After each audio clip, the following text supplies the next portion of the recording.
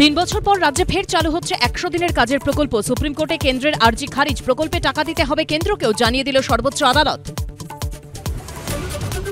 বদলি করা হলো কয়েকজন এডিএম ও এসডিওকেও, রুটিন বদলি জানালো নবান্ন। ভোটের দিকে তাকিয়ে বদলি মনে করছে আধিকারিক মহল। 2002 এর ভোটার লিস্টে যে পরিবারের নাম নেই সেই পরিবারের লোকই বিয়েরও। নদিয়ার কৃষ্ণগঞ্জে চাঞ্চল্য, বিডিওকে বললেও কিছু করেননি, দাবি তৃণমূল পঞ্চায়েত প্রধানের।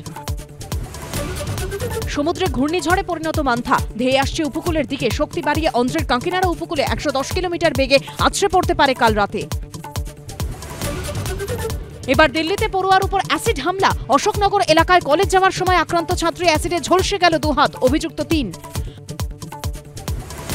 5 বছর পর ভারত চীনের সরাসরি উড়ান শুরু। রাতে কলকাতা বিমানবন্দর থেকে 176 জন যাত্রীকে নিয়ে চীনের গুয়াংঝৌ গেল বিমান। উড়ান শুরুর আগে হলো অনুষ্ঠান। আজ ছট পুজোর অনুষ্ঠানে কি বার্তা মুখ্যমন্ত্রীর? খানাকুলে কর্মসূচি শুভেন্দু অধিকারীর, ব্যারাকপুরে সুকান্ত মজুমদার। ঘণ্টাখানেক সঙ্গে সুমন, রাত 8টা।